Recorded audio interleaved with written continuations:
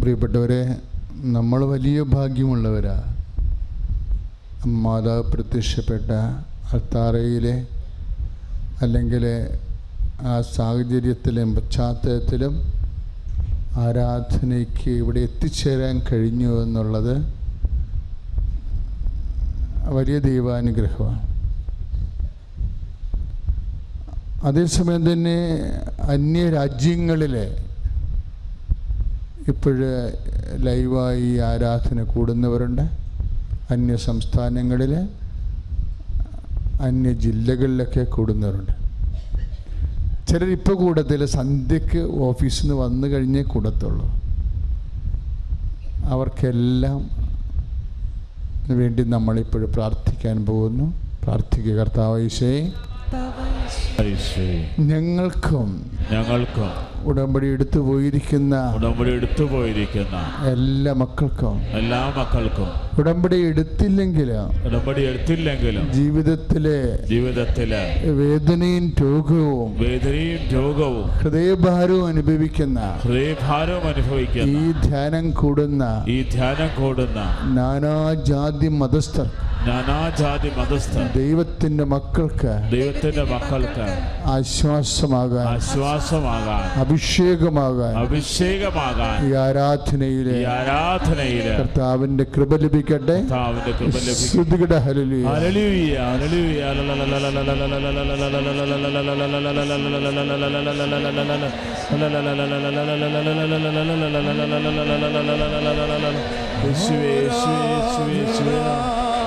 കരങ്ങൾ വീശി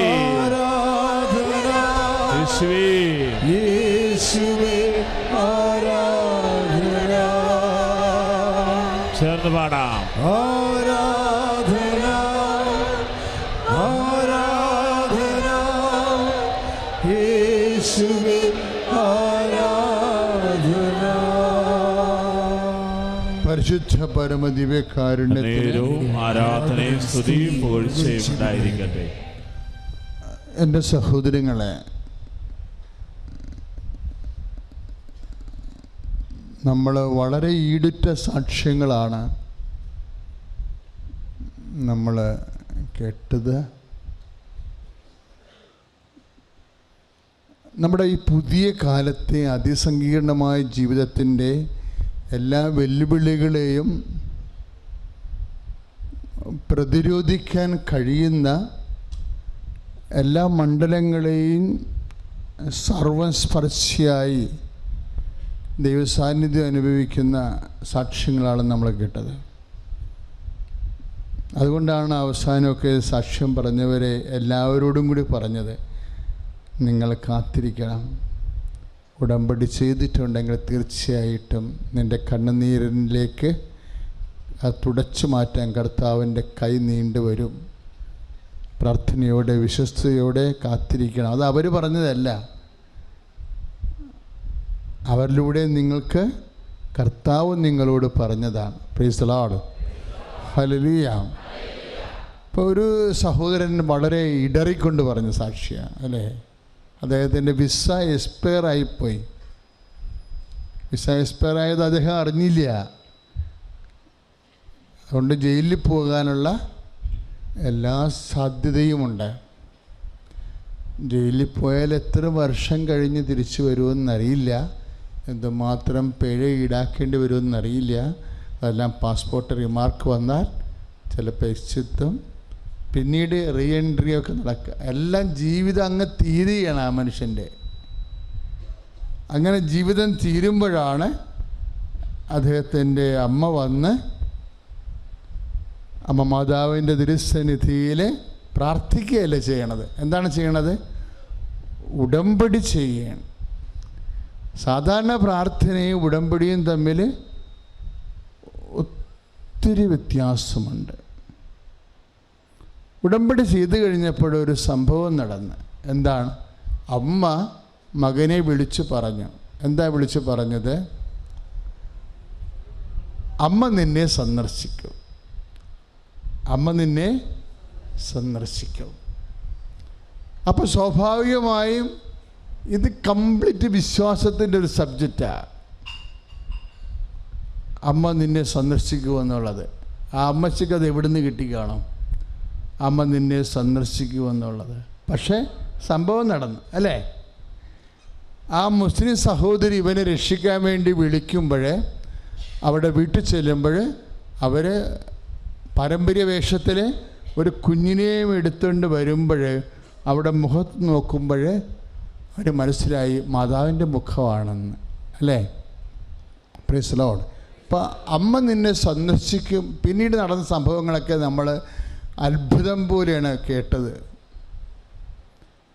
പക്ഷേ ഞാൻ നിങ്ങളോട് പറയണ ഏതാണ്, എങ്ങനെയാണ് ആ മകൻ്റെ അമ്മയ്ക്ക് ഉടമ്പടി ചെയ്തപ്പോൾ മാതാവ് നേരിട്ട് വന്ന് നിന്നെ സന്ദർശിക്കുമെന്ന് മകനോട് പറയാൻ എങ്ങനെ കഴിഞ്ഞു? അതാണ് ചോദ്യം.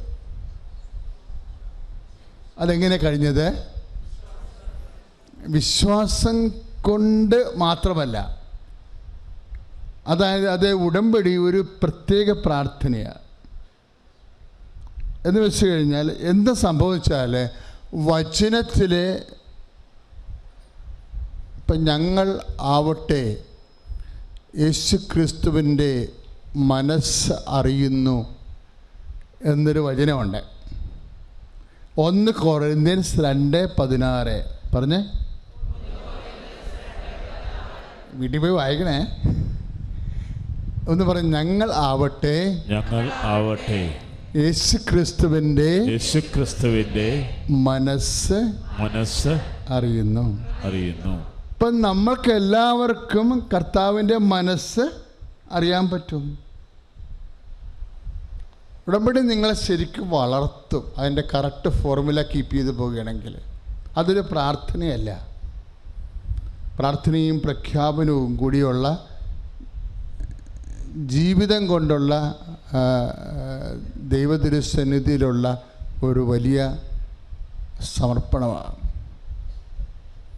അതാണ് ജെറമിയ പറയണത്, നീ എന്നോട് ഉടമ്പടി ചെയ്തു, നിൻ്റെ പിതാക്കന്മാരോട് ഞാൻ പറഞ്ഞു, നിൻ്റെ ദേശത്തെ തേനും പാലും ഞാൻ ഒഴുക്കുമെന്ന്.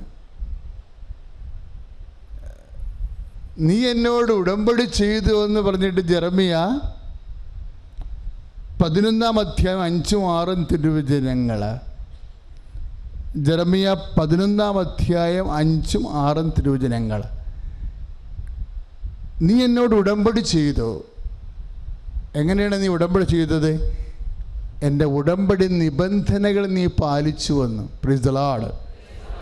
ഇപ്പോൾ ഉടമ്പടി പുസ്തകത്തിലെ നിബന്ധന എന്ന് പറയുമ്പോൾ പുതിയ കാര്യമല്ലത്. പണ്ട് മുതലേ ഉടമ്പടിക്ക് നിബന്ധനയുള്ളതാണ്. എന്ന് പറഞ്ഞ്, നീ എൻ്റെ നിബന്ധനകൾ പാലിച്ചു. അത് കാരണം നിന്റെ ദേശത്ത് ഞാൻ നിന്റെ പിതാക്കന്മാരോട് വാഗ്ദാനം ചെയ്ത തേനും പാലും നിന്റെ ദേശത്ത് ഞാൻ ഒഴുക്കും.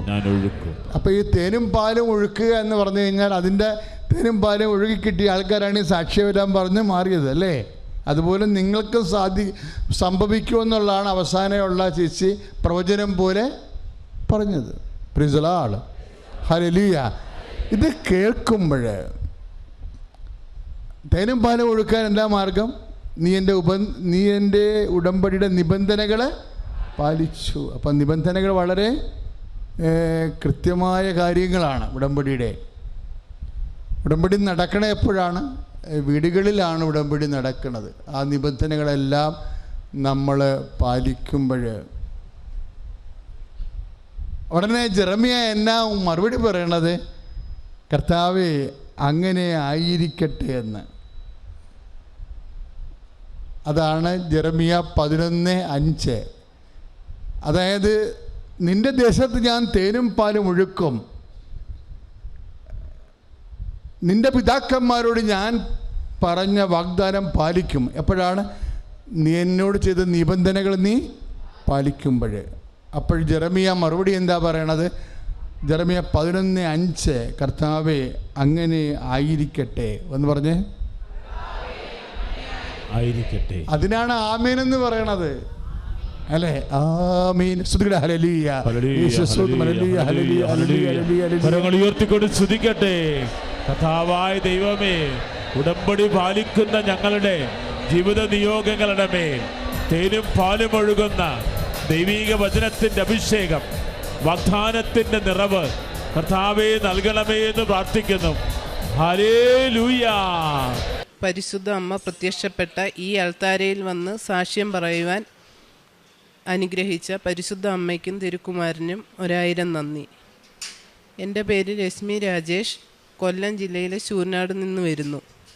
ഞാൻ ഉടമ്പടി എടുത്തത്, ഞാനും എൻ്റെ അമ്മയും ഞങ്ങൾ ഒരുമിച്ചാണ് വന്ന് ഉടമ്പടി എടുത്തത് 2022 എൻ്റെ ഉടമ്പടിയുടെ ആദ്യത്തെ ഉടമ്പടിയിലെ നിയോഗമായിരുന്നു എൻ്റെ മകന് 8 വർഷമായിട്ടുണ്ടായിരുന്ന പനി വരുമ്പോൾ അവന് പെട്ടെന്ന് വീസിങ് ആകുമായിരുന്നു. ഈ അലർജി രോഗം സൗഖ്യമാക്കുന്നതിന് വേണ്ടിയായിരുന്നു എൻ്റെ നിയോഗത്തിൽ ഞാൻ ആദ്യം വെച്ചിരുന്നത്.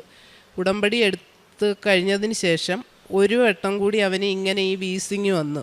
ഉടമ്പടി തൈലം ഉപയോഗിച്ച് ദിവസവും വൈകിട്ട് ഞാൻ അവനെ കുരിശു വരയ്ക്കുകയും വിശ്വാസപ്രമാണം ചൊല്ലുകയും ചെയ്യുമായിരുന്നു. അങ്ങനെ ഉടമ്പടി എടുത്തതിന് ശേഷം ഈ ഒരു ഇതിൽ അവൻ ഒരു പ്രാവശ്യം കൂടി ഈ വീസിങ് വന്നു. പിന്നീട് അവന് അങ്ങനെ ഒരു അസുഖമേ ഉണ്ടായിട്ടില്ല. അത് പരിശുദ്ധ അമ്മയുടെ അനുഗ്രഹം കൊണ്ടും ഉടമ്പടി തൈലം ഉപയോഗിച്ചതിൻ്റെ ഫലമായിട്ടുമാണ് ഈ വീസിങ് അവന് പൂർണ്ണമായിട്ടും മാറിക്കിട്ടിയത്. അടുത്തതായിട്ട് എൻ്റെ മകൾക്ക് കിട്ടിയ ഒരു രോഗസൗഖ്യത്തെക്കുറിച്ചാണ് പറയുന്നത്. അവൾ കളിച്ചുകൊണ്ടിരുന്നപ്പോൾ ഊഞ്ഞാലിൽ നിന്ന് വീണ് അവളുടെ പല്ലുകൊണ്ട് ചുണ്ട് മുറിയുകയും അത് കുറച്ച് ആഴത്തിലേക്ക് മുറിയുകയും ചെയ്തു. കുറച്ച് ദിവസം കഴിഞ്ഞപ്പോൾ ആ മുറിവ് കരിഞ്ഞു വന്നു കഴിഞ്ഞപ്പോൾ ആ ചുണ്ടിൻ്റെ അവിടെ ഒരു സിസ്റ്റ് പോലെ വന്നു. ആ സിസ്റ്റ് വന്നു കഴിഞ്ഞപ്പോൾ ഞങ്ങളത് ഡോക്ടറിനെ കൊണ്ട് കാണിച്ചപ്പോൾ ഡോക്ടർ പറഞ്ഞു അത് സർജറി ചെയ്യണം, അല്ലാതെ ഒന്നും ചെയ്യാൻ പറ്റില്ലെന്ന്. അങ്ങനെ അത് സർജറി ചെയ്ത് കഴിഞ്ഞിട്ട് അത് സ്റ്റിച്ച് ഇട്ടതിൻ്റെ 2 സൈഡും കുറച്ച് ദിവസം കഴിഞ്ഞപ്പോഴേക്കും വീണ്ടും 2 സ്റ്റിച്ച് ഇട്ടതിൻ്റെ 2 സൈഡിലായിട്ട് വീണ്ടും 2 സിസ്റ്റ് പോലെ വന്നു. അപ്പോൾ വീണ്ടും ഡോക്ടറിനെ കാണിച്ചപ്പോൾ ഡോക്ടർ പറഞ്ഞു ഇത് മ്യൂക്കസ് സിസ്റ്റാണ്, ഇത് സർജറി ചെയ്യാതെ മാറില്ല, ഇനിയും സർജറി ചെയ്യേണ്ടി വരുമെന്ന് പറഞ്ഞു. ഞങ്ങൾക്ക് വീണ്ടും സർജറി ചെയ്യുന്നതിനോട് താല്പര്യമില്ലായിരുന്നു. അങ്ങനെ പരിശുദ്ധ അമ്മയുടെ ഉടമ്പടി തൈലം ദിവസവും ഞാൻ സന്ധ്യയ്ക്ക് പ്രാർത്ഥിക്കുന്ന സമയത്ത് അവളുടെ ചുണ്ടിൽ കുരിശ് വരച്ച് വിശ്വാസം പ്രമാണം ചൊല്ലുമായിരുന്നു. അങ്ങനെ ആദ്യമൊന്നും മാറിയില്ല. പക്ഷേ 1 മാസം കഴിഞ്ഞപ്പോൾ തന്നെ ആ ചുണ്ടിൽ വന്ന 2 മ്യൂക്കസ് സിസ്റ്റും അത് ചൊട്ടിപ്പോവുകയും സർജറി ഒന്നുമില്ലാതെ തന്നെ അത് ഭേദമാവുകയും ചെയ്തു. അത് ഉടമ്പടി തൈലം, നേർച്ച വസ്തുവായ ഉടമ്പടി തൈലം ഉപയോഗിച്ചതിൻ്റെ ഫലമായിട്ടാണ് അത് അവൾക്ക് പൂർണ്ണമായിട്ടും സൗഖ്യം ലഭിച്ചത്. അടുത്തതായിട്ട് എൻ്റെ അച്ഛന് കിട്ടിയ രോഗസൗഖ്യത്തെക്കുറിച്ചാണ് പറയുന്നത്. അച്ഛന് 2023 അച്ഛന് ഒരു ദിവസം രാവിലെ എണീറ്റപ്പോൾ കൈക്ക് സൈഡിൽ ഒരു പെരുപ്പ് പോലെ അനുഭവപ്പെട്ടു. അങ്ങനെ അച്ഛൻ തന്നെ 2 വീലർ ഉപയോഗിച്ച് അടുത്തുള്ള ഒരു ക്ലിനിക്കിൽ പോവുകയും അപ്പോൾ ക്ലിനിക്കിൽ ചെന്നപ്പോൾ ഡോക്ടർ നോക്കിയിട്ട് പറഞ്ഞു കുഴപ്പമൊന്നുമില്ല, ഇഞ്ചക്ഷൻ എടുത്തു വിട്ടു. അത് കഴിഞ്ഞ് വീട്ടിൽ വന്ന് കുറച്ച് സമയം കഴിഞ്ഞപ്പോൾ ഒരു ഉച്ചയാകാറായപ്പോഴത്തേന് അച്ഛന് വീണ്ടും ഒരു സൈഡിൽ ഒരു തളർച്ച പോലെ, ലെഫ്റ്റ് സൈഡിൽ ഒരു തളർച്ച പോലെ തോന്നുകയും അങ്ങനെ അടുത്ത് തന്നെയുള്ള വേറൊരു ക്ലിനിക്കിലേക്ക് പോവുകയും ചെയ്തു. അവിടെ ചെന്നപ്പോൾ ECG എടുത്ത് ടെസ്റ്റുകളെല്ലാം ചെയ്തപ്പോൾ ഡോക്ടർമാർ പറഞ്ഞു കുഴപ്പമൊന്നുമില്ല, പേടിക്കാനൊന്നുമില്ല, BP കുറച്ച് കൂടിയതാ, അല്ലാതെ പ്രശ്നമില്ലെന്ന് പറഞ്ഞ്. അങ്ങനെ തിരിച്ച് ഞങ്ങൾ വീട്ടിൽ വന്നു കഴിഞ്ഞ് ഒരു 5:30-6 മണി ആയപ്പോഴേക്കും അച്ഛന് ചെയറിലിരിക്കാൻ പറ്റാത്ത അവസ്ഥയായി. ഒരു സൈഡ് ഫുള്ള് തളർന്നു പോകുന്നത് പോലെ തോന്നി. അങ്ങനെ ഞങ്ങളൊരു ഓർത്തോയെ കൊണ്ടു ചെന്നപ്പോൾ ഡോക്ടർ പറഞ്ഞു ഇത് സ്ട്രോക്ക് വന്നതാണ്, ഇത്രയും സമയം എന്തിനാ ഇങ്ങനെ വെച്ചുകൊണ്ടിരുന്നത്, ഇത് പെട്ടെന്ന് തന്നെ നിങ്ങളങ്ങ് മെഡിക്കൽ കോളേജിലോട്ട് വണ്ടാനത്തോട്ട് കൊണ്ടുപോകാൻ പറഞ്ഞു. അപ്പോൾ ആംബുലൻസിൽ തന്നെ കൊണ്ടുപോയാൽ മതി, പ്രൈവറ്റിലോട്ടൊന്നും കൊണ്ടുപോയി കഴിഞ്ഞാൽ ICUവിലാക്കും, അവിടെ ന്യൂറോ ഒന്നും കാണത്തില്ല, പെട്ടെന്ന് തന്നെ കൊണ്ടുപോകാൻ പറഞ്ഞു. അങ്ങനെ ഞങ്ങൾ വണ്ടാനത്തേക്ക് അച്ഛനെ കൊണ്ടുവന്നു. ആംബുലൻസിൽ കൊണ്ടുവന്നു. അപ്പോൾ ഈ ആംബുലൻസിൽ കരുനാഗപ്പള്ളിയിൽ നിന്നും വണ്ടാനം വരെ എത്തുന്നിടം വരെയും ഞങ്ങൾ മാതാവിൻ്റെ കാശുരൂപവും വെച്ച് വിശ്വാസ പ്രമാണവും ചൊല്ലിക്കൊണ്ടേയിരുന്നു. അങ്ങനെ വണ്ടാനത്ത് എത്തിക്കഴിഞ്ഞ് ഡോക്ടർ CT എടുക്കുകയും ടെസ്റ്റുകൾ നടത്തുകയും ചെയ്തു. അപ്പോൾ പക്ഷേ അച്ഛന് നമ്മൾ ഉദ്ദേശിച്ച അത്രയും പ്രശ്നങ്ങളൊന്നുമില്ലായിരുന്നു. ഡോക്ടർ പറഞ്ഞു ഒരു സ്ട്രോക്ക് വന്ന ഒരാളിനെ ഈ 3.5 മണിക്കൂർ 4 മണിക്കൂറിനകം കൊണ്ടുവന്നില്ലെങ്കിൽ ബ്ലഡ് ക്ലോട്ട് ആവുകയും എന്തെങ്കിലും ഒരു സൈഡ് തളരുകയോ അങ്ങനെയൊക്കെ സംഭവിക്കുകയോ ചെയ്യും. നിങ്ങളുടെ ഭാഗ്യം കൊണ്ടായി ഇതൊന്നും സംഭവിക്കാഞ്ഞതെന്ന് പറഞ്ഞു. അങ്ങനെ 2 ദിവസം മാത്രം ഹോസ്പിറ്റലിൽ കിടക്കുകയും അവിടുന്ന് 3-ാമത്തെ ദിവസം അച്ഛൻ ഡിസ്ചാർജ് ആവുകയും ചെയ്തു. അതും ഉടമ്പടി തൈലവും കാശുരൂപവും ഉപയോഗിച്ചതിൻ്റെ ഫലമായിട്ടാണ് അച്ഛന് സൗഖ്യം ലഭിച്ചത്. അടുത്തതും അച്ഛൻ്റെ തന്നെ ഒരു രോഗസൗഖ്യത്തെക്കുറിച്ചാണ് പറയുന്നത്. അച്ഛൻ 2 വീലറിൽ വീട്ടിലേക്ക് വന്നുകൊണ്ടിരുന്നപ്പോൾ ഒരു പട്ടി കുറുക്കിയാടുകയും അച്ഛൻ സൈഡിലേക്ക് വീഴുകയും ചെയ്തു. അങ്ങനെ അച്ഛനെ അവിടുന്ന് അടുത്തുള്ള ഒരു ഹോസ്പിറ്റലിലേക്ക് കൊണ്ടുപോയി എക്സ്റേ എടുത്തപ്പോൾ ഡോക്ടർ പറഞ്ഞു വലിയ കുഴപ്പമില്ല, ചെറിയൊരു ക്രാക്കാണ്, അത് റെസ്റ്റ് എടുത്താൽ മാറും, 4 ദിവസം കഴിഞ്ഞ് വരാനായിട്ട് പറഞ്ഞു. അങ്ങനെ തിരിച്ച് വീട്ടിൽ വന്നു. 2 ദിവസം കഴിഞ്ഞപ്പോഴത്തേന് അച്ഛന് ശക്തിയായിട്ടുള്ള പെയിൻ ആവുകയും കിടന്ന് ഉറങ്ങാൻ പറ്റാത്ത രീതിയാവുകയും ചെയ്തു. അപ്പോഴും ഞങ്ങൾ ഉടമ്പടി തൈലം നേർച്ച വസ്തുക്കളെല്ലാം ഉപയോഗിക്കുന്നുണ്ടായിരുന്നു. ഉടമ്പടി തൈലം എല്ലാം അച്ഛൻ ഉപയോഗിച്ചുകൊണ്ടിരുന്നു. പക്ഷെ അച്ഛന് ബെഡിൽ കിടക്കാൻ വയ്യ, ചെയറിലിരുന്നായിരുന്നു ഉറങ്ങിയിരുന്നത്. അങ്ങനെ 3 ദിവസം കഴിഞ്ഞപ്പോൾ വീണ്ടും ഹോസ്പിറ്റലിൽ കൊണ്ടുചെന്ന് കഴിഞ്ഞപ്പോൾ അവർ സ്കാൻ ചെയ്ത് CT എടുത്തപ്പോൾ പറഞ്ഞു ഇത് നല്ല ഫ്രാക്ചറായിട്ടുണ്ട്, ഇടുപ്പല്ലിനാണ്, നല്ല ഫ്രാക്ചറായിട്ടുണ്ട്, ഇത് സർജറി ചെയ്താലേ പറ്റുള്ളൂ, അതുകൊണ്ട് നിങ്ങൾ പെട്ടെന്ന് അങ്ങ് മെഡിക്കൽ കോളേജിൽ കൊണ്ടുപോകൂ. മെഡിക്കൽ കോളേജിലാവുമ്പോൾ നല്ല ഡോക്ടർമാരൊക്കെ ഉണ്ട്, എത്രയും പെട്ടെന്ന് എത്തിക്കാവോ അത്രയും നല്ലതാണെന്ന് പറഞ്ഞു. അങ്ങനെ അച്ഛനെ അവിടുന്ന് ആംബുലൻസിൽ അങ്ങ് മെഡിക്കൽ കോളേജിലോട്ട് കൊണ്ടുപോയി. അവിടെ ചെന്നു ഡോക്ടർ നോക്കി കഴിഞ്ഞപ്പോൾ പറഞ്ഞു ഇത് സർജറി ചെയ്താലേ പറ്റുള്ളൂ, ഇത്രയും 4 ദിവസമായിട്ടും 4 ദിവസം കൊണ്ടിരിക്കുക, അത് പെട്ടെന്ന് ആ ടൈമിലായിരുന്നെന്നുണ്ടെങ്കിൽ നമുക്ക് സർജറി ചെയ്യാൻ പറ്റുമായിരുന്നു. പക്ഷേ ഇപ്പോൾ ഇനി സർജറി ചെയ്ത് കഴിഞ്ഞാൽ ഇത് സക്സസ് ആകുമോ എന്നറിയില്ല. ഒരു കാര്യം ചെയ്യാൻ നമുക്ക് ട്രാക്ഷൻ ഇട്ട് നോക്കാമെന്നും പറഞ്ഞ് അച്ഛൻ്റെ കാലിൽ ട്രാക്ഷൻ ഇട്ട് നല്ല നീരായിട്ടിരിക്കും. അച്ഛൻ 4 ദിവസമായിട്ട് കിടന്നുറങ്ങാൻ പോലും വയ്യാതെ ചെയറിലിരുന്നായിരുന്നു ഉറങ്ങുന്നത്. അങ്ങനെ ട്രാക്ഷൻ ഇട്ട് കഴിഞ്ഞപ്പോൾ അമ്മയുടെ കയ്യിൽ ഉടമ്പടി തൈലവും കാശുരൂപവും ഉണ്ടായിരുന്നു. അമ്മ ആ ഉടമ്പടി തൈലം അച്ഛൻ്റെ കാലിൽ കുരിശ് വരച്ച് പ്രാർത്ഥിച്ചുകൊണ്ടേയിരുന്നു. സർജറി ചെയ്യേണ്ടി വരല്ലേ, എത്രയും പെട്ടെന്ന് ഇത് ഭേദമാകണേ നമ്മ പ്രാർത്ഥിച്ചുകൊണ്ടേയിരുന്നു. അങ്ങനെ ഡോക്ടർ പറഞ്ഞു നമുക്ക് ഒന്നും പറയാൻ പറ്റില്ല, നോക്കാം, ട്രൈ ചെയ്യാൻ, ട്രാക്ഷൻ ഇട്ട് നോക്കാം, പറ്റിയാൽ എന്താണെന്ന് ഇപ്പോൾ പറയാൻ പറ്റില്ല, സർജറി ചെയ്താലും സക്സസ് ആകത്തില്ല, കാരണം ഇത് സംഭവിച്ചിട്ട് 4 ദിവസമായി, അപ്പോൾ അതുകൊണ്ട് നമുക്കൊന്നും പറയാൻ പറ്റില്ലെന്ന് പറഞ്ഞു. അങ്ങനെ അച്ഛനെ അവിടെ അഡ്മിറ്റാക്കി.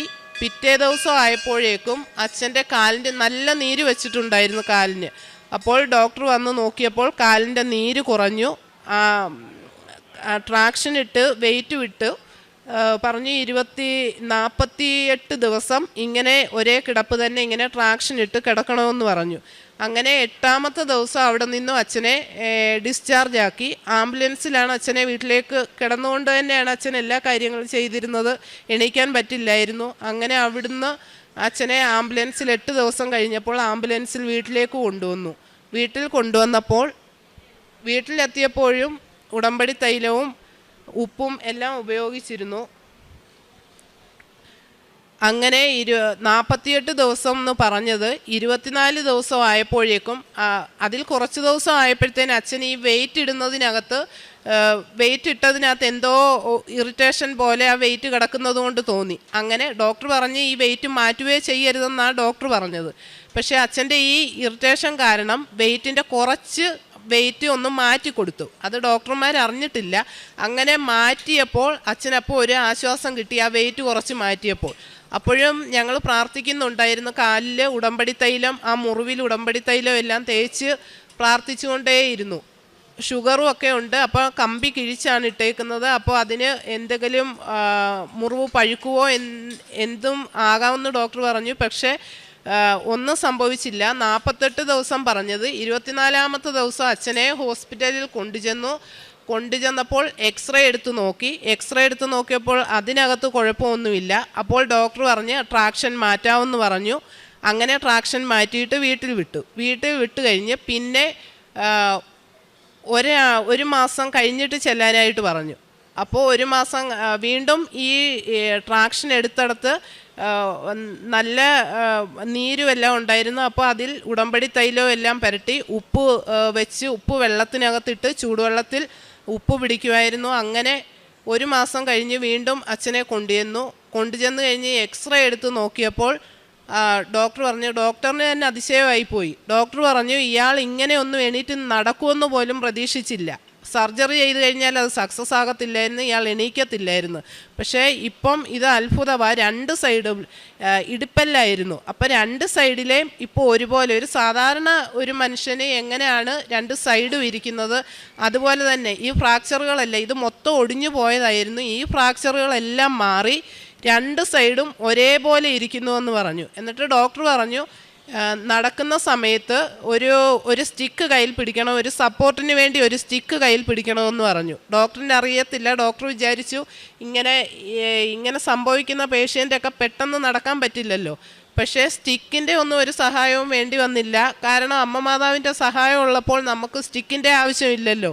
അപ്പോൾ അങ്ങനെ അച്ഛൻ ഇപ്പം നല്ല രീതിയിൽ നടക്കുന്നുണ്ട്.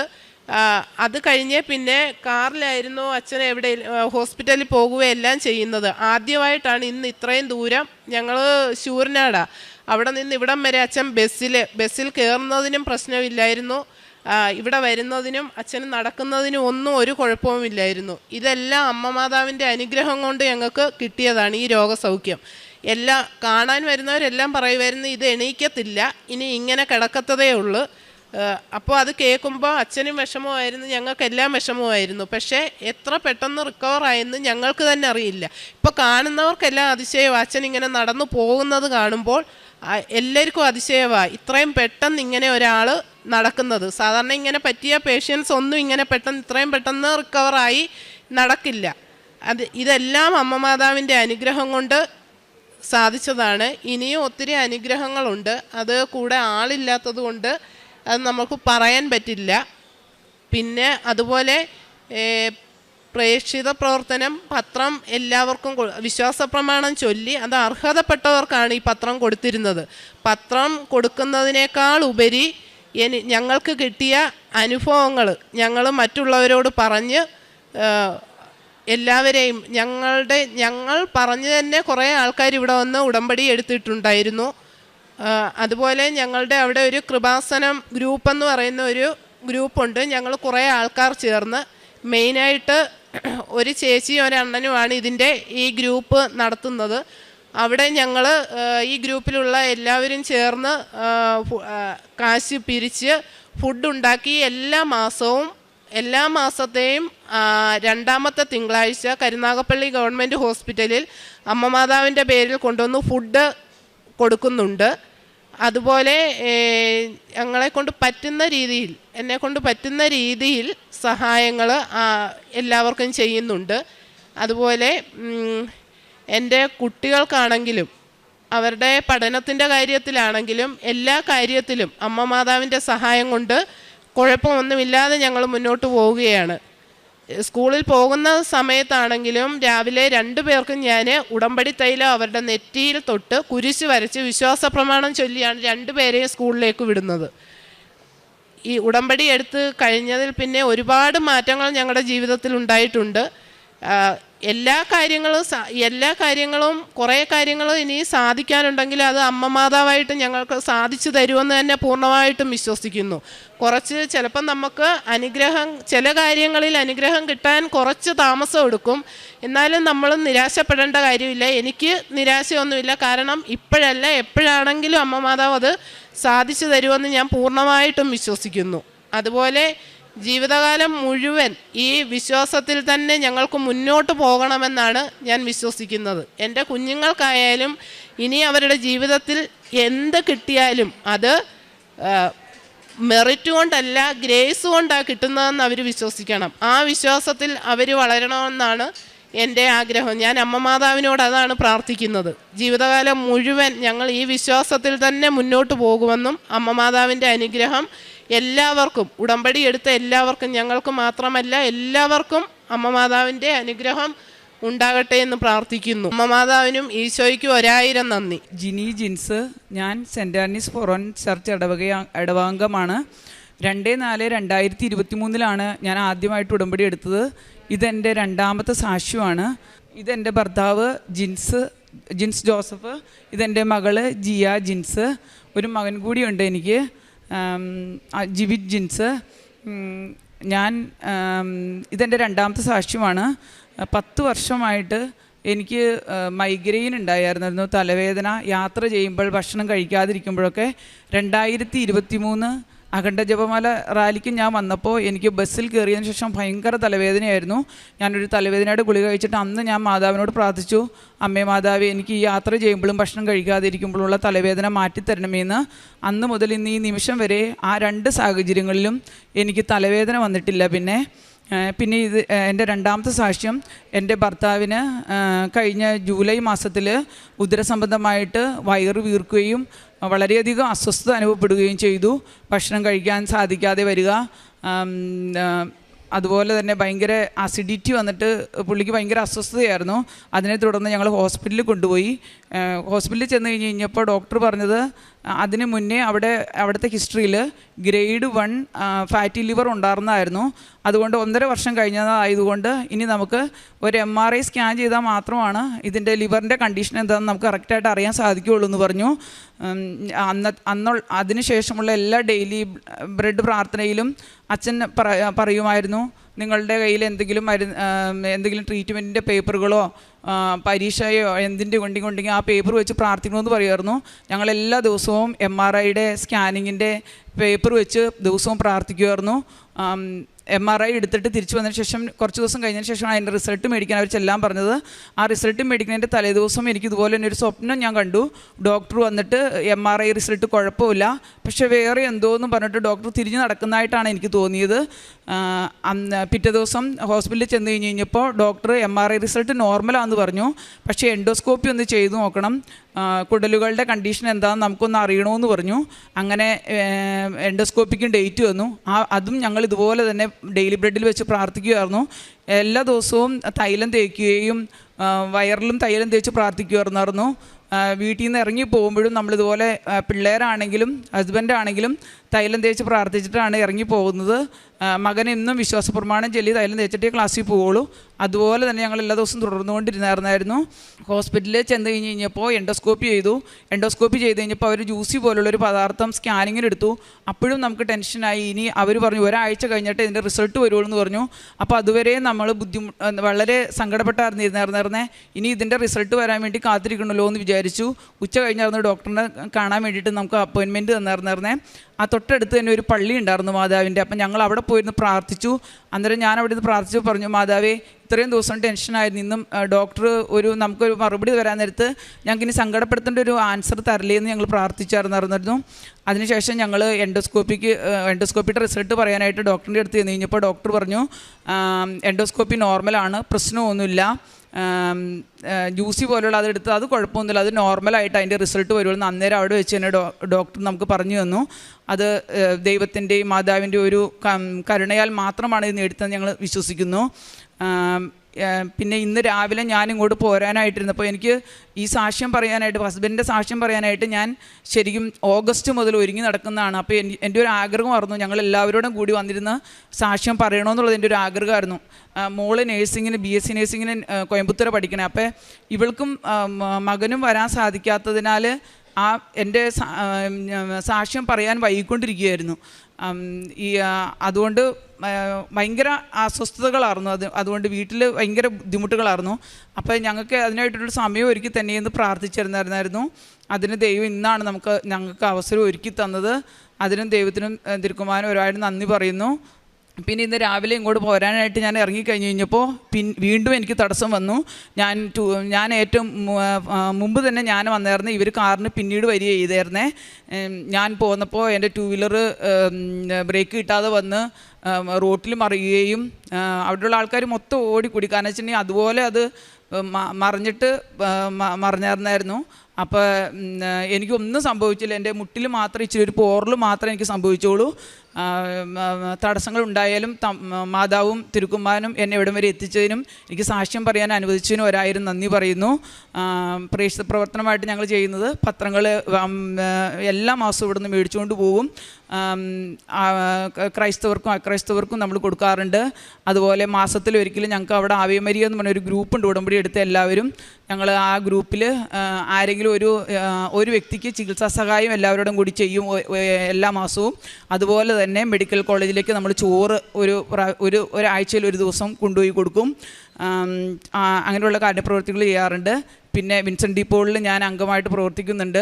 ആത്മീയ ജീവിതത്തിൽ ഒരുപാട് വ്യത്യാസങ്ങളുണ്ട്. കാരണം കുടുംബ പ്രാർത്ഥന എല്ലാ ദിവസവും ഉണ്ടായിരിക്കുകയും അതുപോലെ വീട്ടിൽ നിന്ന് ഇറങ്ങുമ്പോൾ പ്രാർത്ഥിച്ചിട്ട് ഇറങ്ങാനും പിള്ളേർക്ക് അതൊരു ശൈലിയായി മാറിയപ്പോൾ അവരതുപോലെ തന്നെ തൈലം തേച്ച് എന്ത് കാര്യത്തിന് പോയാലും തൈലം തേച്ച് പ്രാർത്ഥിച്ചിട്ടേ വീട്ടിൽ നിന്ന് ഇറങ്ങുള്ളൂ.